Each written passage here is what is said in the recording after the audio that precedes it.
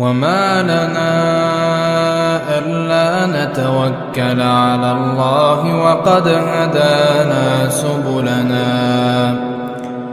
وَلَنَصْبِرَنَّ عَلَى مَا آذَيْتُمُونَا وَعَلَى اللَّهِ فَلْيَتَوَكَّلِ الْمُتَوَكِّلُونَ. Nah ini Ini tadi model periwayatannya Imam Bukhari secara mu'allaq tanpa menyebutkan sanadnya. Ini tempat yang pertama tadi. Beliau bawakan di dalam bab taqdil haidu mana al-manasika kullaha illa tawafa bil bait. Kemudian tempat yang kedua, tadi saya sampaikan kan ada tempat pertama, tempat kedua. Tempat yang kedua Al-Imam Al-Bukhari membawakan lagi hadis ini di Kitabil Adzan. Bab hal yatatabba'ul muadzinu fahu hahuna wa hahuna wa hal yaltafitu fil adzan. Apakah seorang muazzin itu menolehkan mulutnya itu ke arah ini dan ke arah ini sebagaimana sunnah yang dilakukan oleh Bilal ibn Rabah radhiyallahu anhu. Nah, di dalam bab ini Al-Imam Al-Bukhari mengatakan wa yudhkaru an Bilal, disebutkan dari Bilal annahu ja'ala isba'aihi fi udhunaihi. Sunnahnya azan, Bilal itu memasukkan kedua tangannya itu ke dalam telinganya ketika azan. Wa kana Ibnu Umar la yaj'alu isba'aihi fi udhunaihi. Adapun Abdullah ibn Umar kalau azan tidak memasukkan jarinya. Kata Imam Al-Bukhari. Nah, di sini Imam Bukhari membawakan ada dua pendapat salaf berkenaan dengan permasalahan kalau azan itu jari ini dimasukkan atau tidak. Ada salafnya yang tidak memasukkan, ada salafnya yang memasukkan jarinya. Wa qala Ibrahim, sekali lagi Al-Imam Al-Bukhari membawakan fatwa dari Ibrahim An-Nakhai, la ba'sa an yu'adzina ala ghairi wudu. Tidak mengapa seseorang yang tidak berwudu itu untuk memandangkan azan. Wa qala Atha al-wudu'u haqqun wa sunnah. Akan tetapi Imam Atha Ibn Abi Rabah mengatakan wudu itu hak dan wudu itu sunnah. Artinya dianjurkan sekali bagi yang azan itu untuk wudu. Wa qalat Aisyah, kemudian Aisyah mengatakan kana Nabi sallallahu alaihi wasallam yadhkurullaha ala kulli ahyanih. Dibawakan hadis ini oleh Al-Imam Al-Bukhari untuk kedua kalinya di dalam Kitabul Adzan untuk menunjukkan bahwasanya seorang yang azan itu boleh tanpa wudu. Kenapa? Karena azan itu zikir, ya. Karena azan itu zikir dan Nabi senantiasa berzikir dalam setiap keadaannya, baik keadaan beliau suci maupun keadaan beliau berhadas. Ini sepintas ini yang diambil oleh Al-Imam Al-Bukhari sebagai landasan dalil bagi pendapat ini. Kemudian Al-Imam Muslim bagaimana? Al-Imam Muslim meriwayatkannya secara lengkap dengan sanadnya. Qala Al-Imam Muslim rahimahullah haddatsana Abu Quraib bin Muhammad ibn al-Ala wa Ibrahim ibn Musa. Qala Al-Imam Muslim meriwayatkan dari dua orang gurunya. Yang pertama yaitu Abu Quraib Muhammad ibn al-Ala dan Ibrahim ibn Musa. Qala kedua-dua gurunya Imam Muslim ini mengatakan haddatsana Ibnu Abi Zaidah Yahya ibn Zakaria ibn Abi Zaidah an abihi dari ayahnya itu Zakaria ibn Abi Zaidah an Khalid ibn Salamah meriwayatkan dari Khalid ibn Salamah anil Bahiyyi. Beliau meriwayatkan dari Al-Bahi. Al-Bahi namanya Abdullah Al-Bahi. Kemudian sebagian ulama rijal lagi mengatakan Al-Bahi ini Abdullah ibnu Yasar Al-Bahi, maula atau mantan budak dari keluarganya Zubair ibn Al-Awwam.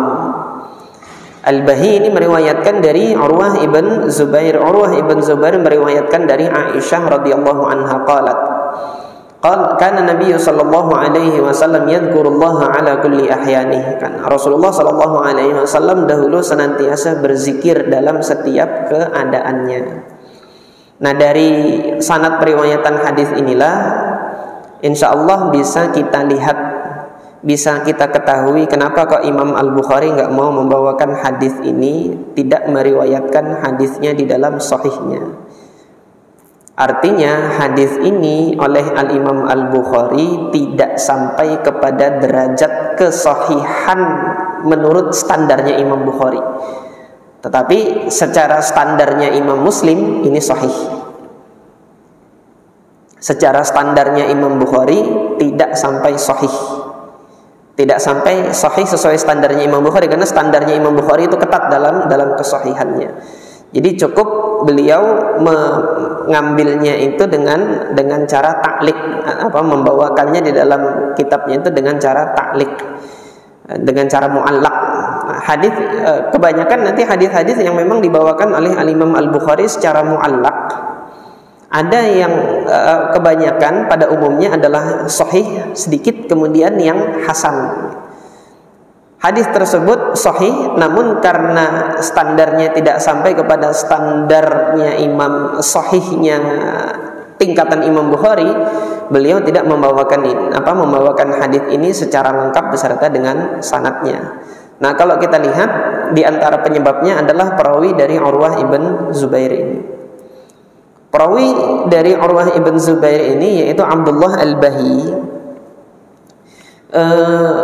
Beliau ini diperselisihkan apakah pernah ketemu dengan Aisyah radhiyallahu anha atau tidak, gitu loh. Pernah meriwayatkan dari Aisyah radhiyallahu anha atau tidak. Al-Imam Ahmad ibn Hanbal ketika ditanya tentang Abdullah ibn Ubahi, apakah dia benar ketika mengatakan haddatsatni Aisyah menyampaikan kepadaku, gitu. Al-Imam Ahmad ibn Hanbal menyatakan enggak,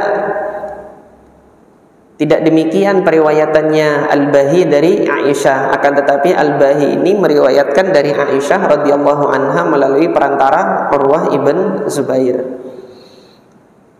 Nah, kemudian Al-Imam Abdurrahman ibn Mahdi meriwayatkan dari Zaidah ibn Qudamah bahwasanya Abdullah Al-Bahi ini pernah menyatakan haddatsatni Aisyah menyampaikan langsung kepadaku.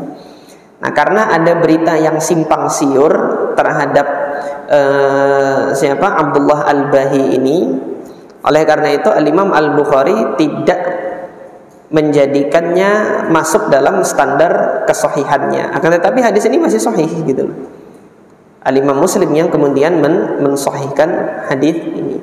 Nah, karena ada perbedaan informasi berkenaan dengan Abdullah Al-Bahi, apakah dia ketemu dengan Aisyah atau tidak, akhirnya perawi ini tidak masuk dalam syarat kriterianya Imam Al-Bukhari.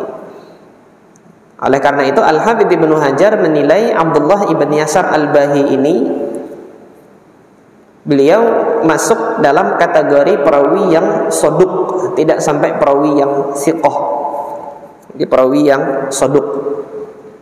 Kemudian perawi dari Abdullah Al-Bahi ini, yaitu muridnya Abdullah Al-Bahi, yaitu Khalid ibn Salamah, ini juga adalah seorang perawi yang tingkatannya soduk, tidak sampai tingkatan siqah. Al-Hafidz Ibnu Hajar memberikan penilaian saduqun rumiya bil irja'i wa bin nasab. Seorang perawi yang sodok akan tetapi terindikasi memiliki kebid'ahan murji'ah dan memiliki kebid'ahan nasab. Nasab itu pembenci ahlul bait. Kebid'ahan yang membenci keluarga Nabi SAW itu bid'atun nasab.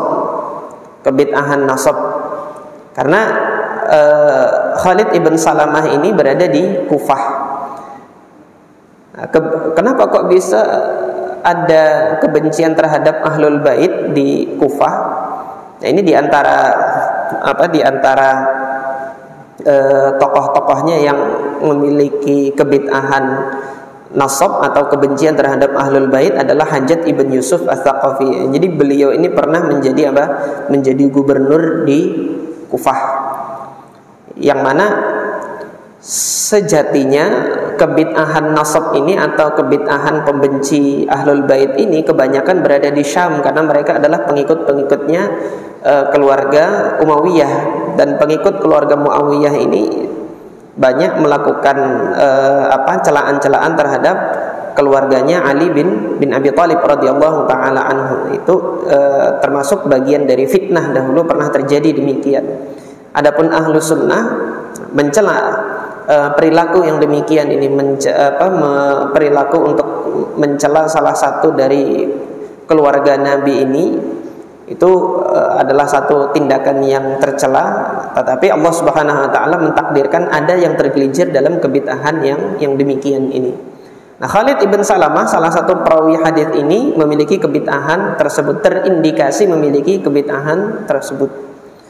Tetapi riwayatnya, kenapa kok riwayatnya ada di dalam Sahih Muslim itu yang kemarin pernah saya sampaikan? Al-Imam Ali bin Al-Madini mengatakan, "Lau turikat ahlul Kufah li bid'atihim, lau turika ahlul Basrati liqadarihim, wa ahlul Kufah li fi'lihim," itu li tashayyu'ihim.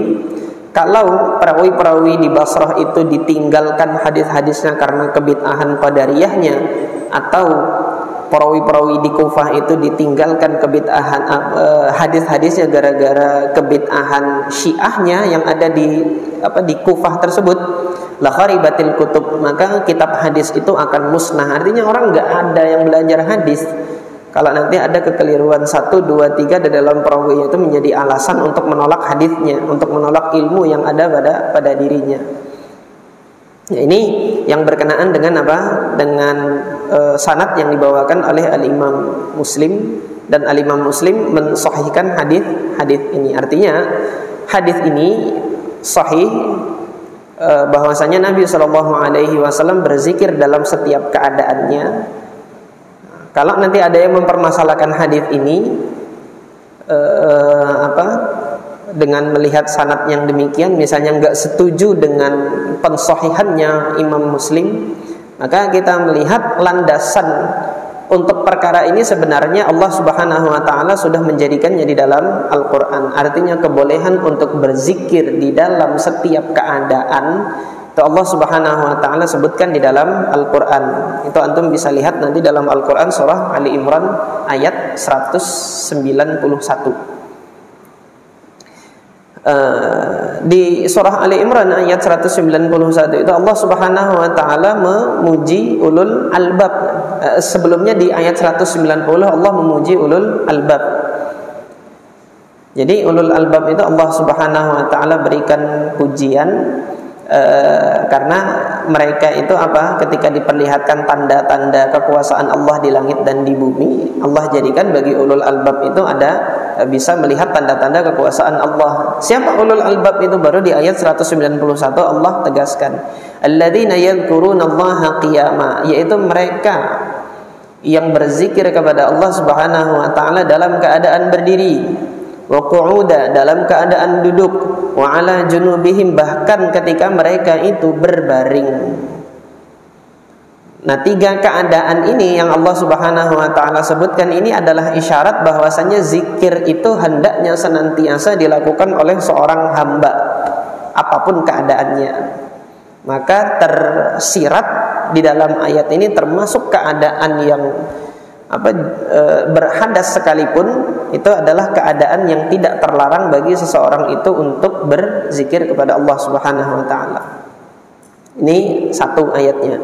Kemudian yang kedua adalah ijma', kesepakatan kaum muslimin, bahwasanya berzikir itu dalam keadaan apapun, mau suci ataupun dia berhadas, boleh. Tidak ada ulama yang mengingkarinya.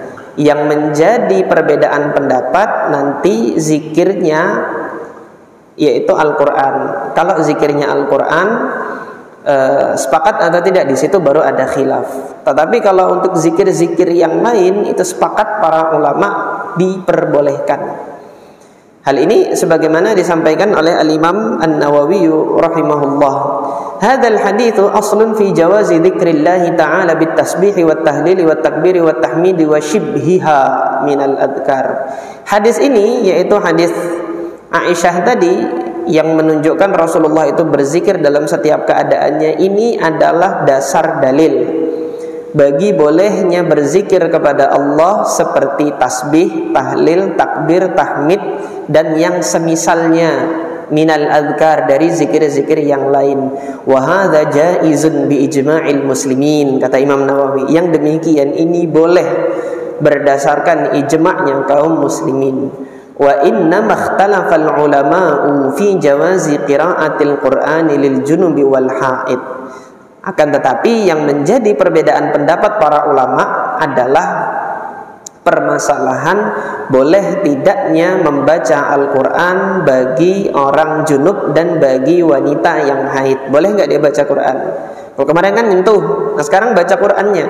Baca Qurannya itu menzikirkan Al-Quran, melantunkan Al-Quran dengan lisan, dengan suara yang didengar. Itu yang dimaksud dengan qiraah, membaca itu tadi ya.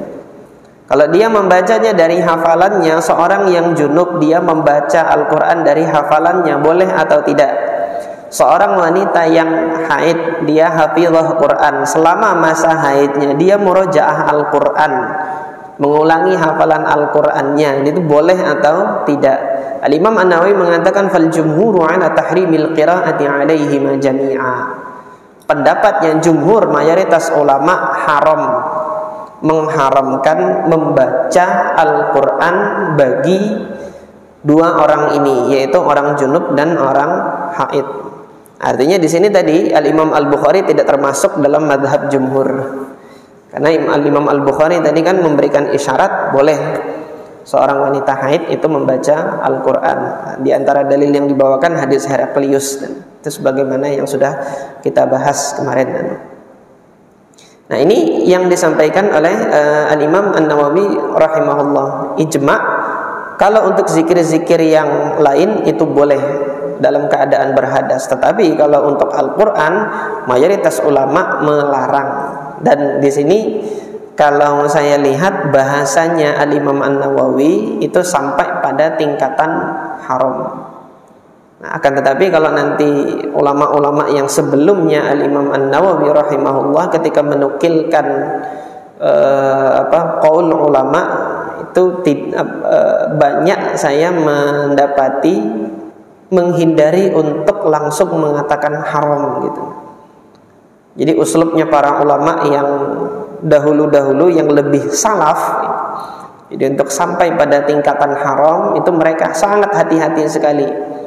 Ini sepintas telaah saya dalam kitab-kitab para salaf.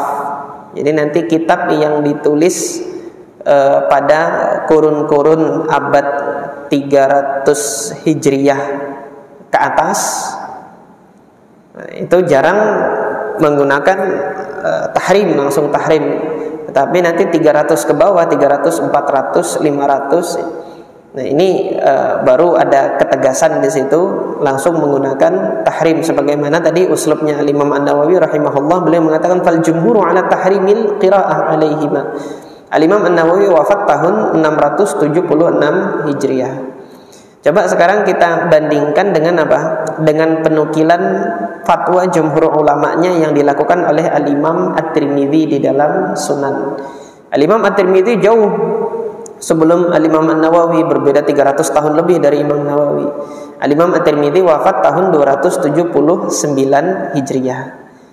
Jadi Al-Imam At-Tirmidzi 279 Hijriah, Al-Imam An-Nawawi baru wafatnya 676 Hijriah. Nah, Al-Imam At-Tirmidzi rahimahullah ketika menukilkan kalam para jumhur ulama tentang tidak bolehnya bagi orang junub dan orang haid baca Quran,